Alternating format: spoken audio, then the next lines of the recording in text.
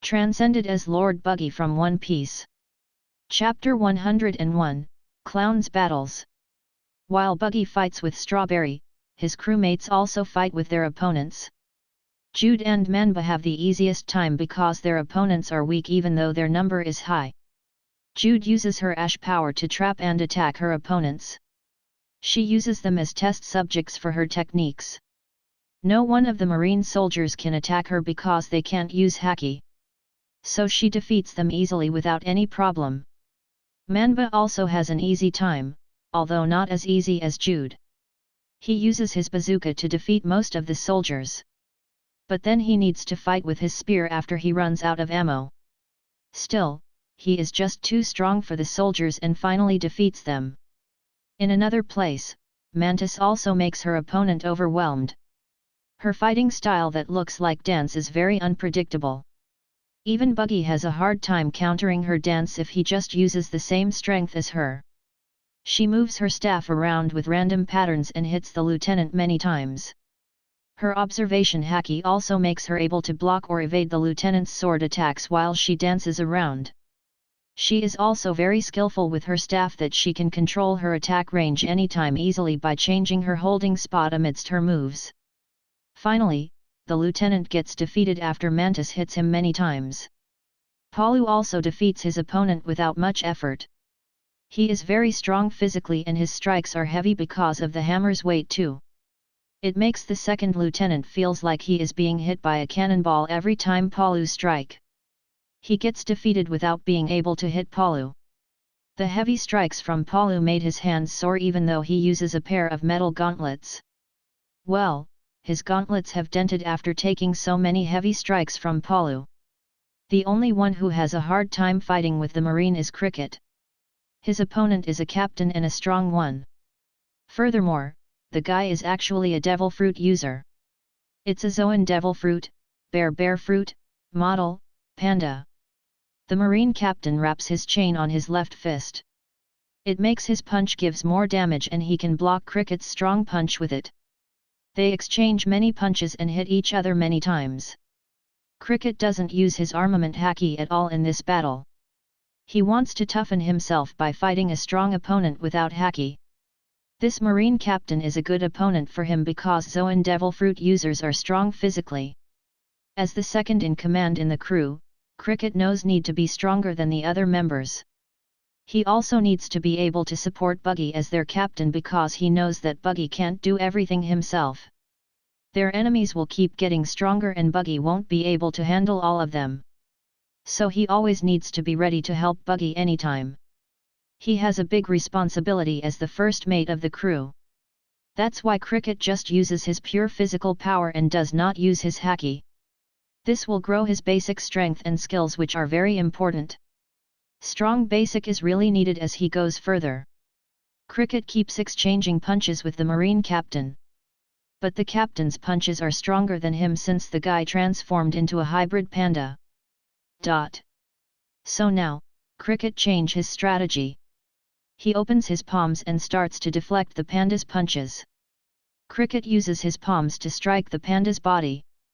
The panda man sent a left hook at Cricket, but Cricket deflected it with his right hand. Then Cricket sends a right palm strike at the panda man's chest. It pushes the panda man back a little. Cricket then slides forward and lowers his body to evade a right punch from the panda man. He moves closer to the panda man and look up. Then Cricket sends a full-powered palm strike at the panda man's lower jaw. Bam! The palm strike hits the panda man's lower jaw and sends him flies up. Cricket then jumps higher than the panda man and clasps his hands. Then he punches the panda man to the ground with all his strength. He kicks the panda man to the ground as strongly as he can. The panda man falls at high speed and crashes to the ground. It creates a dent in the shape of the panda man. Cricket then falls at the panda man and stomps him very strongly. The panda man coughs some blood, but he still wants to fight. Cricket looks at him before kicking the panda man's jaw and making him faint. "Quite persistent, aren't you?" asks Cricket to the unconscious guy. The panda man then transforms back to his original form. He has a lot of injuries that weren't shown when he was in his panda form. But now when he returns to his human form, all those injuries become visible. Cricket also has some injuries, but it's far fewer than the Marine captain. He has impressive durability that gets approved by Buggy. His durability is also the reason why he can dive very deep in the sea. Cricket then leaves the location and returns to the ship. He wonders how the others are doing, but he knows that they will be fine. Their 6 months of training will be a waste if they can't handle something like this. But he forgets that there is someone who doesn't train for 6 months because he has just joined them. Although the said person is doing just fine on his own. He even plays around with his opponent right now. Ruff is still using hit and run tactic to fight Angelo. He throws his strange weapons invention at Angelo from his hiding places. Angelo has received Ruff's strange weapons 17 times now. All the weapons that got tested by Ruff have the shape of black ball. But their properties are different from each other. There are wire traps, sticky liquid, fart-smelling gas, super combustible oil, itchy liquid, spicy sauce explosion, etc. Ruff really just wants to test all his strange weapons on Angelo. He can test high-damage weapons on non-living things. But he can only test these strange things on humans, and Angelo is the perfect test subject. Angelo can escape from every strange weapon that Ruff threw. Although Ruff gave him time to do it, it's also a part of Ruff's plan. He wants to see if someone can escape from his strange weapons and how long. Strangely, after 17 attacks from Ruff, Angelo still can't find Ruff. Ruff is smart and he has made a rather detailed plan before. He knows what to do and where to go after each attack. Ruff knows he can't fight head-on, so he made a plan, and uses a hit-and-run tactic. He keeps attacking Angelo from his hiding spot where it will be hard for the guy to find him, and it works. But after 17 rounds of strange black ball, Angelo finally give up in the 18th attack. Ruff has made an unbelievable thing that he throws as the 18th. The last black ball is filled with sleeping gas that Manhwa made using some plants. The sleeping gas is strong that it affects a wide area. It makes the people around there fall asleep. Angelo, who received the attack on his back, faints instantly because he inhales too much the sleeping gas. Seeing Angelo falls doesn't make Ruff believe it easily. Angelo might fake it to bait Ruff out of his hiding. So Ruff throws another black ball that is filled with green liquid at Angelo. The green liquid spread on Angelo's body and it hardened fast. It is a liquid that Manhwa found coincidentally when he tried to make medicine. It was a failed product, but Ruff saw its potential and used it. Angelo won't be able to move now, so Ruff approaches him. He pokes Angelo using a stick a few times, but the guy doesn't wake up. Angelo is really sleeping after inhaling the sleeping gas. "It's easier than I thought," says Ruff while scratching the back of his head. Ruff doesn't think much about it and just chained Angelo before taking him back to the crew.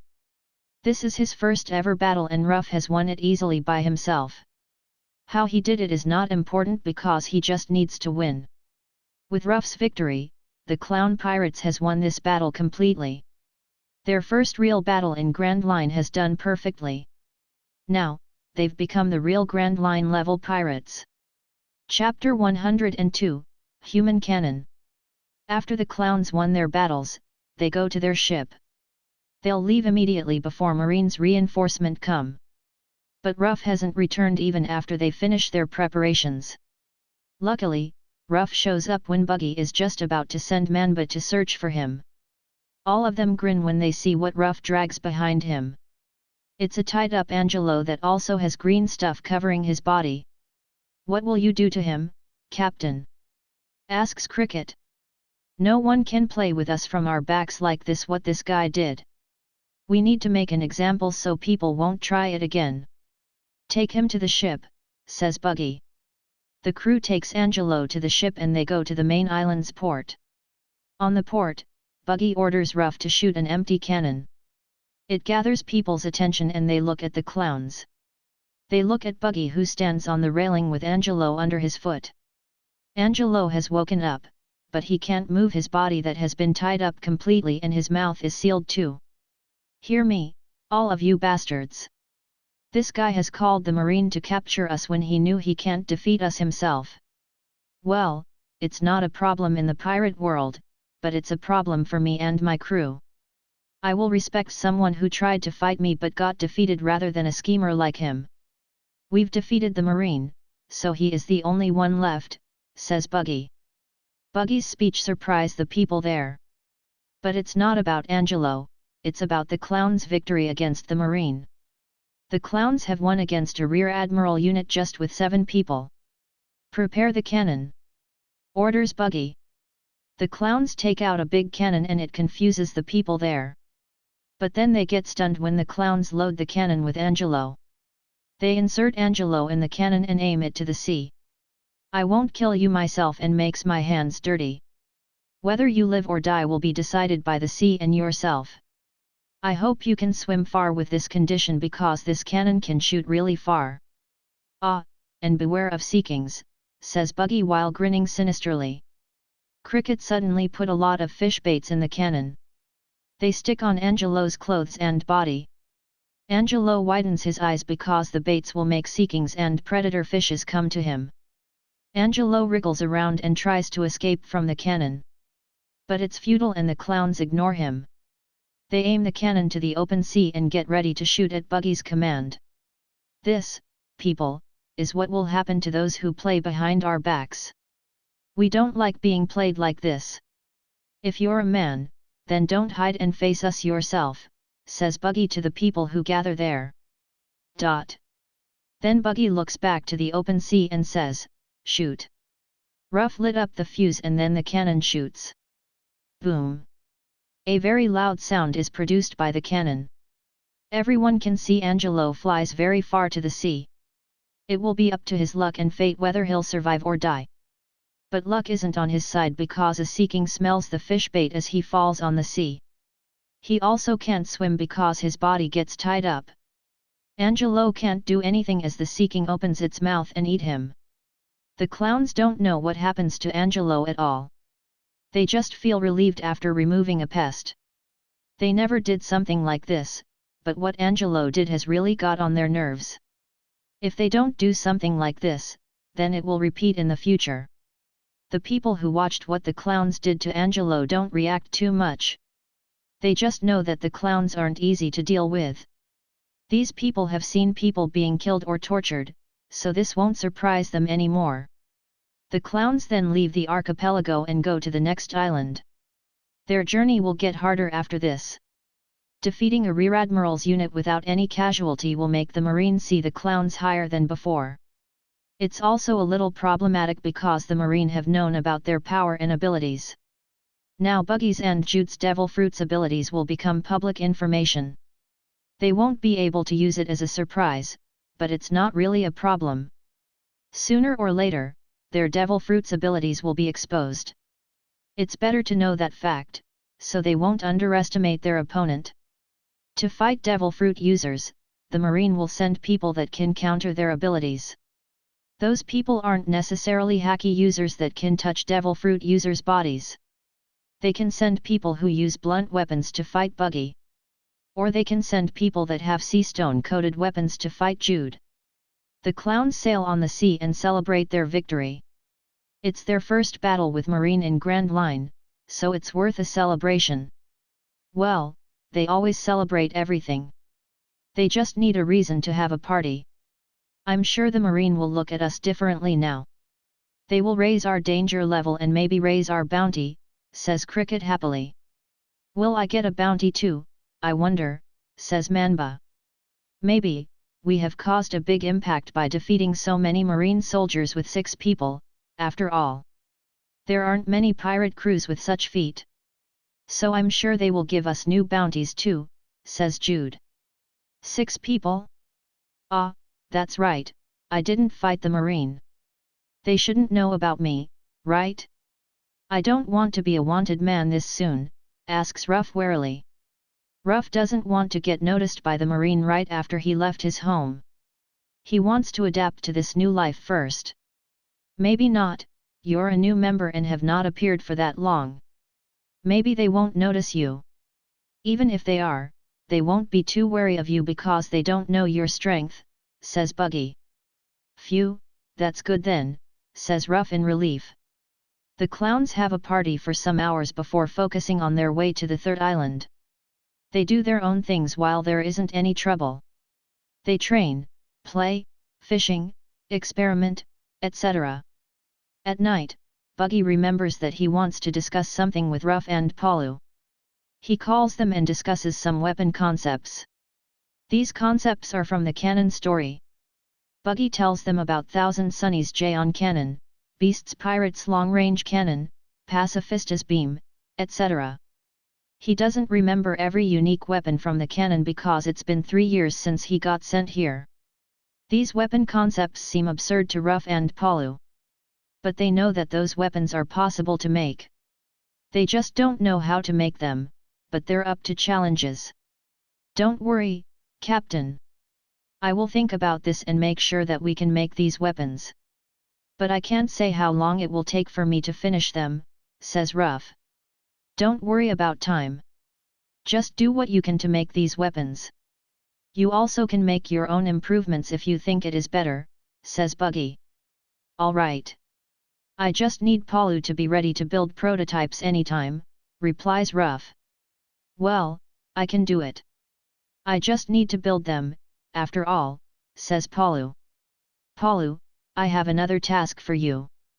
It's not about weapons, but about the ship, our next ship, says Buggy. Palu gets interested and listens carefully. Buggy asks Palu to make a blueprint of their new ship. He tells Palu the things that he wants like appearance, sizes, and color. Palu knows more about technical stuff, so Buggy leaves it to him. They talk for another hour before they go to sleep. Buggy is excited right now because these weapons are from 20 years in the future. He has a big advantage by knowing some future knowledge, so he will use it to the max. Chapter 103, Raised Bounties. A day after leaving Barca Archipelago, the clowns get a piece of news. They get new bounties that are spread through the world news.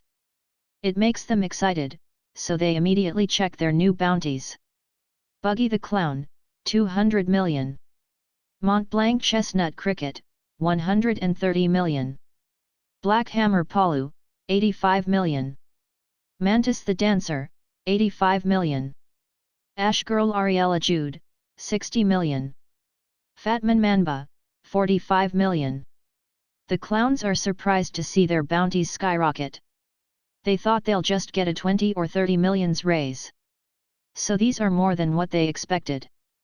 Buggy's bounty raised by 100 million, while Cricket get a 95 million raise. The others also get high bounty even though it's their first bounties. Palu and Mantis get the same number, maybe because their enemies were from the same rank.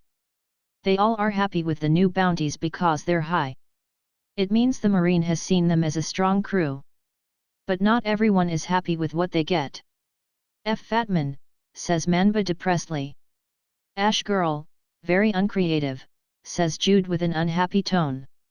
What's wrong with those? Manba is fat and Jude is Ash, so those are the perfect nickname, right? Asks Ruff innocently. I know I'm fat, but at least I want a cool epithet, says Manba while crying. He's right.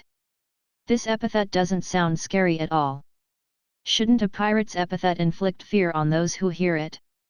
Besides, it is too obvious, like they couldn't think of anything else, says Jude. Cool and scary epithets? Sigh, look. The only ones who have cool epithets are Palu and Mantis. Look at mine and Cricket's. None of us got a cool epithet too, says Buggy while pointing at his bounty poster. Yeah, I mean Clown and Chestnut, those epithets suck, says Cricket with a pissed tone. As long as you have high bounties, then people will fear you. In the past, there was a pirate that terrorized my island. People feared him even though his epithet didn't sound scary at all, says Mantis. Who's he? Asks Jude curiously. Crybaby Max, a pirate with a bounty of 15 million, says Mantis. Pfft. Haha, Crybaby? Haha, the clowns laugh loudly at the guy's epithet. Mantis explains that he was called Crybaby because he always cried like a baby when he fight. His fights look more like he threw tantrums rather than a real fight. But he could win a lot of fights like that. He was strong for North Blue's standard as he could get a 15 million price for his head. But he was caught by Marine a month after he left Mantis Island. The story about that funny epithet makes Jude and Manhwa feel better. At least their epithets aren't too strange or laughable. But they are still pissed at the Marine who seem uncreative. They celebrate their new bounties like usual. Their bounties are very high for rookies like them. With a total of 605 million, they can be put in the same league with some old crews. However, there's a big risk that comes with their bounties. Now, even the admirals will start to notice their crew. Big pirate crews will also notice them. But it's not something that the clowns have not prepared to face. They have been ready to face all risks since they became pirates. Without such a mentality, they won't survive on this cruel sea. "A.K.A. Captain, it seems the log pose is broken," says Jude very suddenly while they sing together. "What?" says everyone in surprise. They all approach Jude to look at the log pose. Everyone gets surprised to see the log pose's needle is shaking and pointing upwards. The others are worried now, but Buggy grins happily. "Is it really broken?" asks Mantis. "Don't worry, it's not broken. The log pose is pointing at an island," says Buggy while grinning. "But it pointing to the sky," says Manhwa. "Then, it means that the island is on the sky," says Buggy. The others are surprised to hear what Buggy said. They all want to refute it because it sounds impossible. But then they remember that Palu is a sky race that originated from Sky Island. "A.K.A. Captain, does the next island, gulp, my homeland?" asks Palu nervously. "I don't know, there are many sky islands in the world. Unless we go there, then we won't know if it's your homeland or not. But at least we will get some clues even if it's not your homeland," says Buggy. "I guess you're right," says Palu in understanding. "But how will we go there?" asks Jude. "Flying," says Cricket unsurely. "And how will we fly?" asks Jude. They all look at each other with confused expressions, even Buggy. This isn't Jaya, so Buggy doesn't know if there's a Naka upstream here.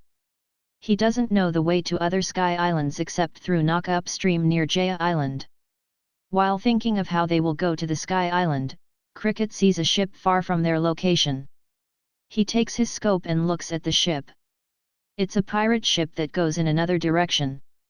Their log pose doesn't point at the sky island, but to a normal island. "Chase them. We need their log pose to get on that island," orders Buggy. "But how about the sky island?" asks Palu warily. "Don't worry about it. As long as we don't stay for too long on the next island, the log pose will still point at the sky island. What we need right now is the information about how to reach the sky island," says Buggy. The clowns nod and immediately chase the pirate ship. It takes them half an hour before they get close to their target. The pirate crew has realized the clowns' presence since a while ago and has prepared to fight them. Both crews look at each other and now the clowns can see the other pirate crew clearly. Their flag is a skull with rainbow colors on it. None of the clowns know about this pirate crew at all. "Who are you? Why'd you chasing us?" asks a man that has rainbow-colored hair from the other pirate ship's railing. "Looking at your rainbow hair and flag, it seems you are the captain." "It's perfect then, give your log pose to us," says Buggy while pointing his sword at the man. "Our log pose? Why should we give it to you?" asks the rainbow-haired man. "Because we need it. If you don't give it peacefully, then we will take it by force.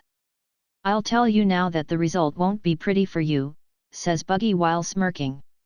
The man gets stunned, but then he laughs loudly before saying, "In your dream, bitch." Buggy smirks and says, "I see. Then, don't regret your decision. Rob them." The clowns grin and reply, "Aye aye." Chapter 104, Rainbow Pirates. Boom boom boom. The clown pirates and rainbow pirates shoot at each other's ships. Jude covers the side with her ash to block the incoming cannonballs. Buggy, Cricket, and Mantis block the cannonballs that get shot to the upper side. Palu and Ruff are shooting their cannons to attack the rainbow pirates. Manhwa is using his spear bazooka from the crow's nest. The clowns have a solid attack and defense for naval battle. On the other side, the rainbow pirates are having a hard time. They can't block the clowns' attacks and can only move away to not get shot. But the clowns' cannons have longer range and the rainbow pirates' ship gets shot many times. Manhwa, destroy their mainmast. Orders Buggy. Manhwa nods and shoots at the enemy's ship's mainmast. Boom. The rainbow pirate's mainmast falls after Manhwa's bazooka hit it.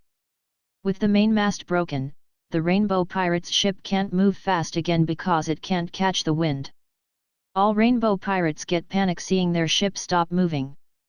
But their captain calms them down and tells them to get ready for direct battle. They all get ready and wait for the clowns who get closer to them. You guys take care of the crooks, I will take care of that rainbow hare. He has good quality as a captain. This will be interesting, says Buggy. Is he strong? Asks Palu. It's not like that. He can calm his panic crew easily, which means they all believe in him. That's what I mean by he has good quality as a captain. Being a leader isn't just about strength, says Buggy. I think I understand what you meant, says Cricket while looking at the rainbow-haired captain who gives a command to his crew calmly amidst their bad situation. After they get close, the clowns accept Ruff jump to the enemy's ship. Ruff stays behind to control their own ship and provide support from there. The other 6 are enough to defeat their enemies that have 23 people. You should have just given me your log pose before, says Buggy while grinning. In your dream. I won't give it even now. If you want it, then take it yourself, says the rainbow-haired captain. Ho, a strong-willed guy, I like it. I'm Buggy, what's your name? Asks Buggy to the rainbow-haired captain. Dion, Blungon Dion, says Dion while getting into a horse stance and he opens his palms. A hand-to-hand martial artist, hey? I'll play with you then, says Buggy while getting into a horse stance too, but with his fists closed. Dion moves to attack Buggy using his palm strike and Buggy dodges it. His attack becomes the signal to start the battle of their crews. Both crews start to move and fight against each other. Buggy ignores his crewmates because they will be fine. He focuses on facing Dion who uses an unusual martial art. Dion's martial art is like the balance of gentle and hard approaches. It makes Buggy interested because Dion's movements are very refined. But Dion does not have the power to back them up. It's like he worked on his techniques but forget about his physical power. Buggy tries to use the same power level as Dion. They fight and hit each other many times. But Buggy has the upper hand and hits Dion more. Even with the same power, Buggy's strikes are still too hard for Dion. After 5 minutes, Buggy's crewmates have defeated the Rainbow Pirates completely. They can finish it faster, but they didn't fight seriously to make it more interesting. Dion sees this and clicks his tongue before he jumps back. You guys are very strong. But this isn't over until you defeat me, says Dion with a serious tone. What do you want to do, then? Asks Buggy while grinning. This, says Dion while spreading his hands. Suddenly, Dion's skin turns into rainbow-colored scales. His eyes bulged and his tongue become very long. He also has a long scaly tail come out from his butt and he crouch. Dion transforms into a rainbow-colored chameleon. Buggy widens his eyes a little before grinning, a Zoan devil fruit. Lizard fruit, model, chameleon. So you know about this fruit? Then you should know its power too, says Dion. Yeah, I know.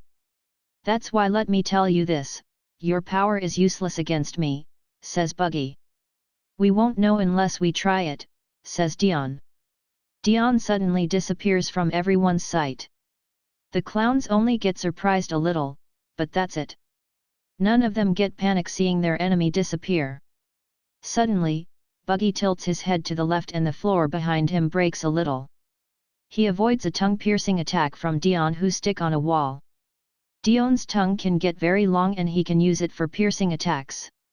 Dion is surprised to see Buggy dodge his attack, but he thinks that it's just a coincidence. He tries it again, but Buggy still can dodge it easily. Even after some more attacks, Buggy is still untouchable. Buggy then turns his head and looks at Dion while grinning. It is at this moment that Dion realizes that Buggy can see him. He can't understand how Buggy can see him who camouflages himself with the surrounding. Dion then changes his locations while attacking Buggy with his tongue. He uses piercing, swipes, throws items with it, etc. But none of his attacks worked like Buggy can see everything. Seeing his attacks are useless, Dion knows that he can't continue this. The only way to fight Buggy right now is a direct battle. So he jumps in front of Buggy and shows himself again. Tired of hiding? Asks Buggy with a mocking tone. TCH, I don't know how you knew my locations. But I know that I need to defeat you. And the only way is to fight you head-on, says Dion. Dion transforms into a humanoid rainbow-colored chameleon.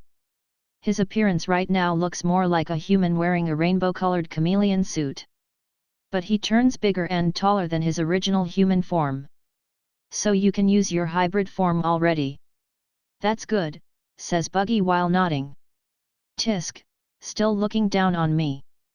You won't be able to say that after this, says Dion while disappearing again. I told you that won't work against me, says Buggy with a tired tone. This will be different, says Dion. Buggy suddenly raises his right hand to block an invisible punch. He gets pushed back a little because of the punch and it surprises him. The clowns also get surprised to see Buggy get pushed even if it's just a few cm. You have good strength now, says Buggy while grinning. Buggy then uses both his hands to block more attacks from Dion. Dion attacks Buggy from many directions using his palms, tongue, and feet. He can move faster and his attacks are stronger because of his Zoan Fruit's ability. Buggy uses his observation haki to detect every attack. He just keeps blocking Dion's attacks for a minute. But then Buggy decides to finish this because this gets boring. Dion suddenly feels chills on his spine and looks at Buggy. But Buggy has disappeared from his spot and appears in front of Dion's face. A very strong punch suddenly planted on Dion's face and he crashes to the floor. He faints instantly just after one punch from Buggy. Ugh, I can feel the pain from here, says Palu while shivering. The clowns nod because they all have felt Buggy's punch in the past. None of them want to feel it again even after they get stronger now. They forget it and just smile to enjoy their victory. Chapter 105, New Guys. The Rainbow Pirates get defeated easily by the clowns. They're not strong and only Dion has decent strength among them. His crewmates are strong, but only for Blue's standards. Take what you want, but please spare my crewmates. You can kill me if you want, but don't kill them, says the bound Dion. No, you can kill us, but don't kill Dion, shouts one of Dion's crewmates. Yeah, that's right. We won't let our captain die, shouts another guy. That's right, shouts all Rainbow Pirates. Shut up. I am the captain, so I will decide things, shouts Dion. The Rainbow Pirates start to argue on who will die first. Their arguments make the clowns speechless because they never intended to kill these guys. Bang! Cricket shots his flintlock to the air to shut the Rainbow Pirates up. They all get silent and look at the clowns now. I don't know why you are so eager to die, but don't argue in front of us. Don't you realize that you're our hostages now? Asks Cricket. The Rainbow Pirates look at each other and close their mouth. Haha, no need to be that worked up, Cricket. Let them have their fun. It's not like they will survive Grand Line even if we let them go, says Buggy while sitting on a barrel and drinking rum from its bottle. What do you mean by that? Asks Dion with frowned eyebrows. It just means as it is. You won't survive in Grand Line with that level of strength. You won't even reach the end of paradise, not to mention crossing to New World. That's because you are weak, says Buggy. The Rainbow Pirates look down because they know it's the truth. If not for Dion's strength and Devil Fruit ability, they would have died already. Grand Line is a lot more dangerous than they expected. They've just visited 2 islands, but they almost died 6 times already. It's always Dion who saved them and made them escape successfully. But they've also lost 3 crewmates in Grand Line. So you want to kill us now because we will still die either way? TCH, says Dion. Why'd you all always think negatively? I am not a cold-blooded murderer that will kill people for fun. I don't like to kill people, but I don't care if my enemies get killed because of our battle, says Buggy nonchalantly. Then what do you want from us? Asks Dion. As I said before, I just want your log pose and treasures. But now, I have another thing that I want. You guys, how if you join my crew? Asks Buggy while grinning. Buggy's question surprises everyone, including the clowns. None of them expected this question from Buggy. They don't know why Buggy suddenly wants to recruit the Rainbow Pirates. Captain, you said that they're weak. But now you want to recruit them? You make me confused, says Manhwa. That's right, Captain. Won't they just slow us down? Asks Mantis. Sigh, our ship is too small for this many people, says Palu. The clowns except for Cricket voice their opinions. Cricket just looks at Buggy and tries to understand what he thinks. Even after spending time with Buggy for more than a year, Cricket still can't understand Buggy's thinking. Don't worry about it, I have a plan for all the problems that you are worried about. Now, just answer my question. Do you want to join my crew or not? Asks Buggy to the Rainbow Pirates. What if we refuse? Asks Dion. Then we will leave and we won't have any business anymore, says Buggy. Dion looks at Buggy seriously and tries to understand his intention. But Dion can't see anything through Buggy's eyes. Buggy is too good at hiding his emotion and intention. After some minutes of silence, Dion finally opens his mouth. If you can ensure my friend's safety, then we will join you. Everyone gets surprised to hear Dion's answer. Captain! Shouts Dion's crewmates in surprise. Don't say anything else. This is Captain's order, says Dion while closing his eyes. The Rainbow Pirates grit their teeth and look down. They know it's because they're too weak that Dion made this decision. It's because they're weak that Dion is worried about their safety. On the other side, Buggy's crewmates are scratching their heads. They don't know what Buggy is thinking and now they're also confused about what will happen after this. But they all believe in Buggy and know that he won't make a rash decision. Buggy smiles widely hearing Dion's answer. He just tried his luck just now, but the answer makes him happy. He already has a plan with all these new recruits that he just made while fighting Dion. Good, now you all are clown pirates and not rainbow pirates. I allow you to be proud of that name and keep the symbol on yourself. But it is now disbanded and you are bearing the name of my crew. So always put the clown's name on top of your old crew's name, says Buggy. Dion and Co are surprised to hear Buggy allows them to keep their crew's name as a memento. Rainbow pirates are no more, but they can keep them as memories. We are very thankful, Captain Buggy, say the ex-rainbow pirates together while bowing. Don't mind it. I just need you to be loyal to my crew from now on, says Buggy. We understand, we will be loyal to our new crew and never betray you, says Dion firmly. All right, I will keep that words. Now, I will give my first captain's order to you. All of you except Dion will stay on the next island and train, says Buggy while smiling. The new members look at each other in confusion. But Cricket and Co understand what Buggy wanted immediately. The 6 main members sigh before smiling and approving Buggy's decision. Dion asks why the others need to stay and train. So Buggy tells them that they're really not strong enough and will just be weights in the crew. Besides, their current ship is too small for all of them. As for Dion, he will join Buggy and Co to sail from now on. It's because he has decent strength, but the others don't. That's why they need to train and get stronger before sailing with the crew again. Buggy tells them that he plans to explore every island on Grand Line. He also tells them that the crew will build a bigger ship after reaching Sabayati that can house all of them. They all will join the crew again after the new ship is ready. Everyone thinks about it and Buggy's plan seems good to them. The new members know they need to get stronger and training is unavoidable. As for Dion, he needs more battle experience rather than training, so this plan is really good. They all accept it, including the clown's main members. Buggy tells the main members to release the new members from their bind. They are in the same crew now, so no need to bind them anymore. After they get released, the new members kneel and pledged their loyalties to Buggy and the clown pirates. Buggy accepts it and of course, they hold a party. Now the clown pirates have gotten bigger. Chapter 106, Grand Line's Third Island. After holding a party to celebrate their new members, the clowns go to the next island. They follow the log pose that Dion's group has. But because Dion's ship is broken, they go there with Little Hunter. The ship can't hold every item from Dion's ship. So Palu made a raft using the wood of Dion's ship and attach it to Little Hunter.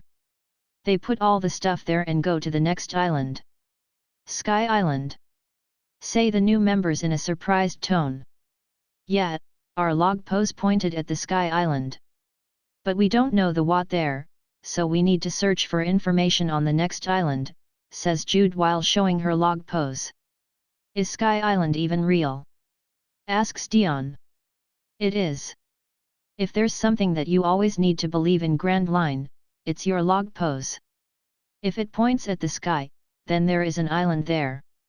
Besides, Grand Line is an absurd sea that defies logic. So an island that floats on the sky isn't a strange thing anymore, says Buggy. The new members look at each other with a confused look. They still can't understand how an island can float in the sky. Even after encountering many strange things in Grand Line, a floating island is still too absurd in their mind. You won't believe it unless you see it yourself. But only Dion will follow us to the Sky Island after this. You guys will have your chance after we have a bigger ship. For now, you just need to focus on getting stronger, says Buggy. The new members nod in understanding and ask how they need to train. Buggy tells them to focus on training their physical power and battle skill. Those are the things that they lack the most. He doesn't tell them about Haki yet, because they're not ready for it. It will be useless to have Haki if their battle powers are still low. They need to strengthen their basics first before training their Haki. The clowns now have 30 people after they got 23 new members. Buggy's target is to have at least 100 members. He doesn't want a small crew, but not a very big one either. So 100 is the standard number for it. Their new members get shocked too when they know about the main members' bounties. It's very shocking for them to know that the clowns have 2 guys with bounties higher than 100 million. They also tell the main members that Dion has a bounty of 47 million. It's higher than Manhwa, who has the lowest bounty, even though Manhwa is stronger. But it also makes sense because Dion was a captain before, so his bounty is also his crew's bounty. Dion has an epithet, rainbow hair, because of his hair color and his crew's name.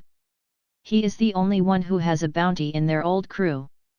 The other guys aren't threatening enough for the Marine, so they don't have any bounty. Their crew's total bounty is 652 million, a very high number for a rookie crew. It makes the new members excited, but Cricket stops their excitement by saying that admirals will start to notice them with such high bounty. Our bounties show our league and the strength of our enemies. Marine will send stronger people to face us from now on. At the very least, a vice admiral's unit will be sent to us, says Cricket to the new members. 6 vice admiral, says a man with a shocked tone. Isn't that very bad? Vice admirals are one of Marine's greatest powers, says another man. The new members now realize their grave situation. They've only fought a Marine captain's unit before and they almost lose that time. But they could escape after Dion break the Marine ship's steering wheel. No need to be that worried. As long as you get stronger, then a Vice Admiral's unit won't be a problem. You just need to focus on your training until we pick you up in a few months. We will make our names big in the world of pirates, says Buggy while grinning. The new members get excited again and are determined to train seriously. They are very loyal to Dion and now they find loyalty to Buggy too. They know that Buggy thinks about them and their safety, that's why he orders them to train. The clowns leave that topic and talk more about casual things to get closer with each other. They arrive on the next island after 10 hours of sailing. It's night already when they get there, so they decide to rest first. The new members sleep on the deck because they don't have enough rooms. The next morning, Buggy orders his crew to explore the town and find any information. He tells them to not be very clear about the Sky Island. It will just make the townspeople laugh at them and might cause conflicts. They all spread and start to explore the town. Buggy goes to the black market like usual to buy information. He takes Dion with him because Buggy wants to make Dion their information gatherer. Your devil fruit is very suitable for spying and infiltration. That's why I want to make you our information gatherer. I will teach you how to find information in black market first as a basic, says Buggy on their way to black market. Information? Is it really that important for pirates like us? Asks Dion. Of course, it is. Every day, many things happen in the world. If we don't update our information, then we can get in danger, says Buggy. Buggy then tells Dion that newspapers don't have enough information because they just tell big events. On another hand, the information that they buy from black market has a wider range and details. With enough information, they can decide their next steps to avoid things that might endanger their crew. Having enough information can also put them one step ahead of their enemies. Buggy is never stingy about using money to buy information. It is a crucial thing that can decide their life on the sea. Their lives are more important than some money. They arrive in the black market that located in a dark alley. It is disguised as a small bar, but experienced people will always know how to find it. Buggy tells Dion how to find the black market locations through some signs on their way here. After some procedures that require them to talk in codes, Buggy and Dion finally enter a door on the back of the bar. They get into an underground facility and go to meet the broker inside a room. Buy or sell? Asks an old man, which is the broker here. Give me all general information around the world that you have, says Buggy while placing his high-level member card on the table. The old broker nods before taking some papers from the shelf behind him. Buggy takes the papers and splits the papers with Dion to read them together. Shanks has shown up, hey? It seems he has heard about me entering Grand Line after my bounty raised, says Buggy while grinning. Shanks? You mean red hair Shanks? Asks Dion. You know him? Asks Buggy back. Not really, I just heard about him once from the news. His epithet is similar to mine, so I can remember him, says Dion. Well, you'll hear about him many times after this. His crew will be our greatest rival from the same generation. Too bad that our route is different or we will face them before reaching Sabayati, says Buggy. Do you want to fight him that much? Asks Dion. Yeah, I want to know who is stronger now after some years. But well, I'm not in a rush for that. We will eventually meet again sooner or later, says Buggy while grinning. Buggy puts the papers on the table before leaving the room. Dion follows him and they leave the black market. They don't find much information, but the news about Shanks is enough for Buggy. Buggy grins as he walks and says, "Don't disappoint me when we meet later, Shanks." Chapter 107, Rage. After leaving the black market, Buggy splits with Dion to explore the town alone. This town's name is Wano and the island is Sobo Island.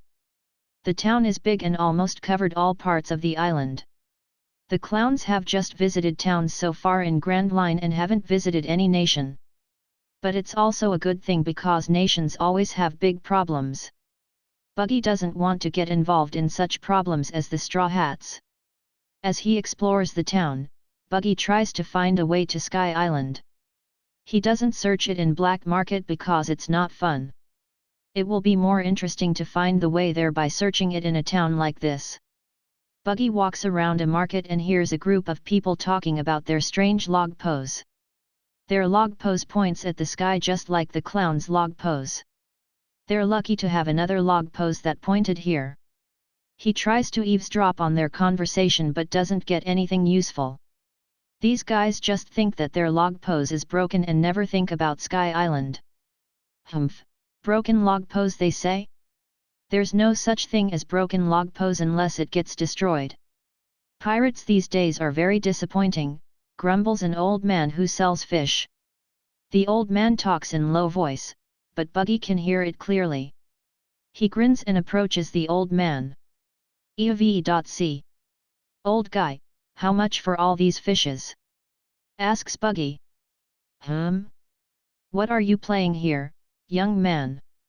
Asks the old man while frowning. Nothing, I just want to buy all your fishes here for my cruise supply, says Buggy. The old man's face gets brighter and he smiles happily. You should say that immediately, young man. I will give you a discount, how about 100,000 for all of these? Asks the old man with a bright smile. Sure, I will even give you 200,000 if you tell me about the Sky Island, says Buggy while grinning. The old man widens his eyes and looks around hastily. He sighs in relief after confirming that no one heard Buggy's words. Young man, don't talk about it openly like that, or people will laugh at you, warns the old man. Who cares about that? They can laugh if they want. It won't change anything because I'll still go there. Nothing can stop me from doing what I want, says Buggy. The old man is surprised to hear Buggy's words. He has seen many pirates, but very few of them are like Buggy. Do you really believe that the Sky Islands exist? Asks the old man. Do you? Asks Buggy back. The old man frowns because Buggy doesn't answer his question and asked him back instead. Stop playing with me, young man. I am too old for this. But if you're really interested in this, then go to my house tonight. I will tell you what you want to know, says the old man before packing the fishes. Buggy just grins and nods before paying and taking the fish. He also received a paper from the old man that has an address written on it. After that, Buggy leaves the market and returns to his ship. On his way to the ship, Buggy sees a commotion. He checks it and sees Ruff get beaten up by some people. Ruff is crouching on the floor while protecting a crying little girl. Buggy's veins pop seeing this and he put the fish bag down. He runs to Ruff then punches the bastards away easily. Ruff looks up at Buggy and smiles before he faints. Big brother, are you okay? Big brother, says the crying little girl while shaking Ruff's body. Buggy crouches down and checks Ruff's condition. He sighs in relief because Ruff is still safe. But Ruff has a lot of injuries on his body. Little girl, what happens here? Asks Buggy to the little girl. Who are you, big brother? Asks the little girl back. I'm his friend. Now tell me what happens. Asks Buggy. So you're his friend? Then you need to pay for what he did to me, says a tall middle-aged man who walks toward Buggy from behind. Buggy turns his head and sees the middle-aged man. The man wears a red captain suit, so Buggy knows that he is a pirate. Buggy has a calm expression, but Buggy is really angry right now. What happened? Asks Buggy calmly without standing up. Humph, he deserved that. Who told him to meddle in my business, says the middle-aged man arrogantly. Sniff, I'm sorry, I spilled a drink on the floor and made him slip. He got angry and was about to hit me, but this big brother took me away. But then, some people came and attack us. He kept protecting me even when he got injured this badly. Sniff, I'm sorry, says the little girl while sniffing. So that's how it is. It's okay little girl, he will be fine, and you will be fine too because I am here now, says Buggy while rubbing the little girl's hair. Many people suddenly surround them while holding their cutlasses with sadistic smiles. They're the middle-aged man's crew who are ready to attack Buggy. Hee, I have 43 men here who are ready to kill you. If you want to live, then you need to pay 10 million belly for all the troubles that you, your friend, and that little girl did, says the middle-aged man. Buggy doesn't say anything and just stays in his position. One of the pirates approaches him and is just about to touch his shoulder. But suddenly, Buggy releases an invisible pressure that spread and knocked out the pirates, except the middle-aged man. The sudden turns of events shocked the middle-aged man and the audience. They don't know why the pirates suddenly got knocked out. Then they all flinch when Buggy stands up and turns back to look at the middle-aged man. "WW, what have you done?" asks the middle-aged man with a shaky voice. Buggy walks slowly to the middle-aged man and says, "No one is allowed to do this to my friend and crew. As a friend, I will help him, and as a captain, I will avenge him." The middle-aged man gets very scared as Buggy walks closer. But he can't move his body even a little and is rooted in his place. He can only watch as Buggy stops in front of him and grabs his shoulder. Buggy pulls the man's shoulder down and makes him kneel. The man can't do anything and can only shiver because he feels very afraid of Buggy now. Cold sweats ran down on his back and he almost pissed himself. What kind of presence is this? It's like he turned into a different person. Just what is this? Thinks the middle-aged man in fear and confusion. "Let me tell you one thing," says Buggy while grabbing the man's hair and lifting his face. "There's not many people who succeed to anger me. But you've done it perfectly, so I'll give you two options. Do you want to die by my hands or the sea?" says Buggy with a scary expression. The man wants to protest because all the options will still lead to his death. But he can't open his mouth as he is very afraid of Buggy now. Buggy peeks at the little girl for a moment before saying, "The sea seems to be a good choice." Without a sign, Buggy kicks the middle-aged man's body as strongly as he can. The middle-aged man coughs some blood as he flies to the horizon. Everyone is amazed to see Buggy kick the big guy easily. But Buggy hasn't finished yet. He picks the enemy pirated and kicks them to the horizon too in different directions. This way, they won't be able to help each other and reduce their survival chance.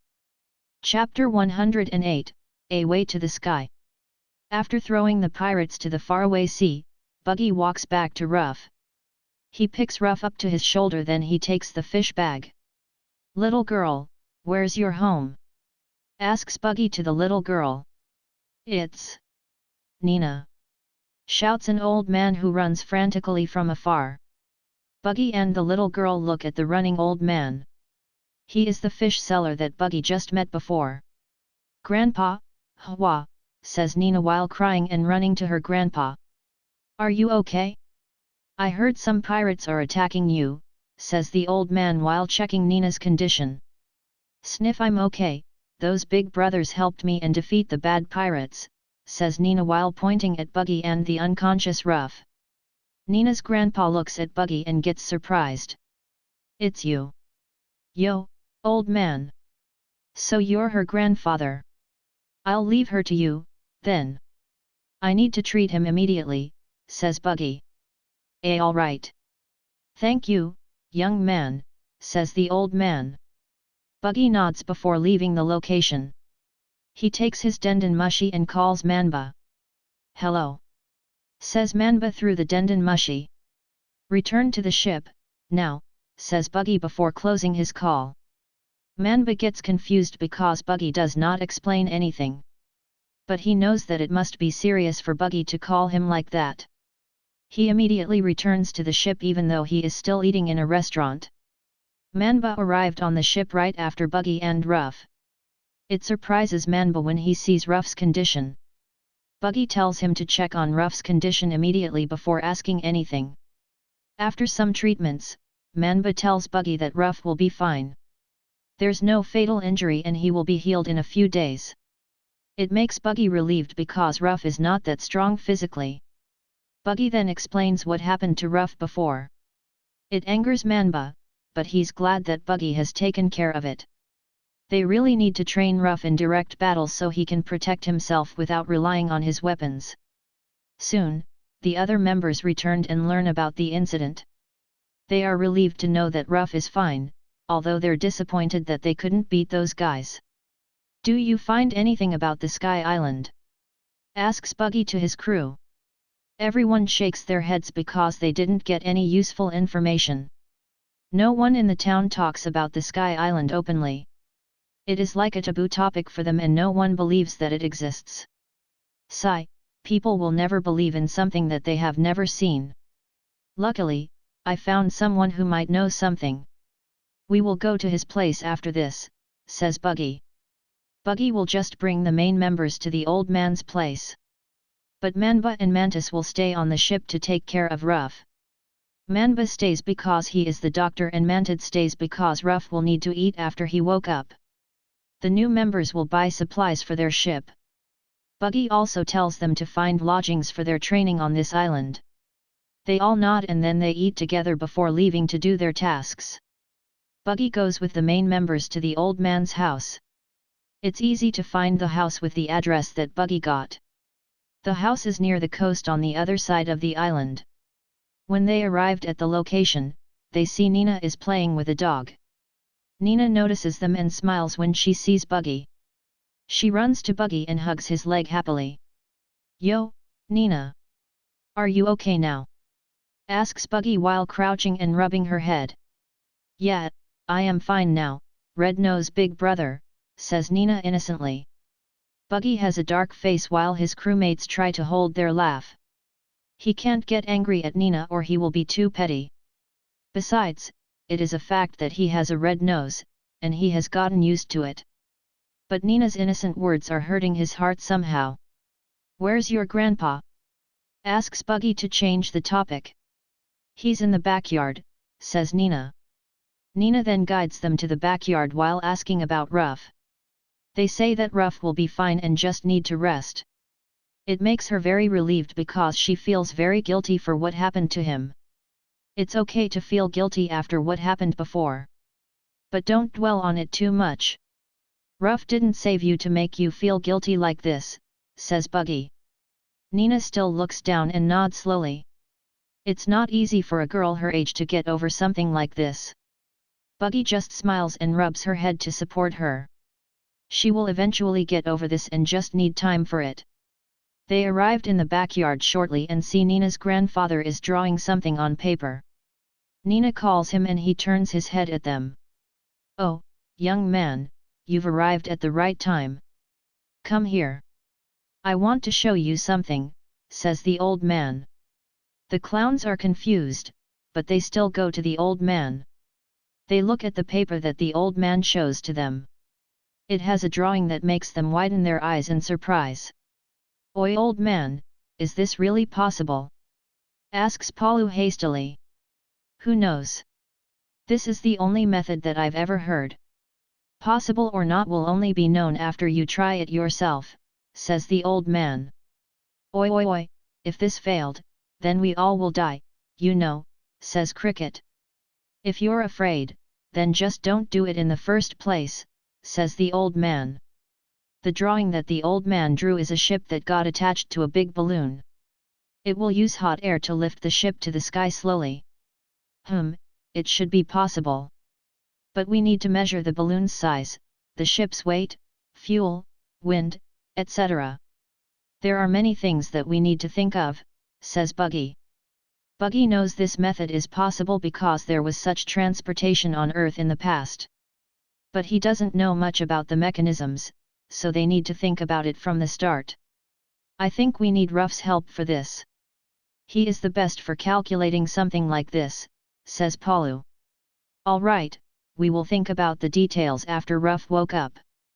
For now, let's think of what we can do.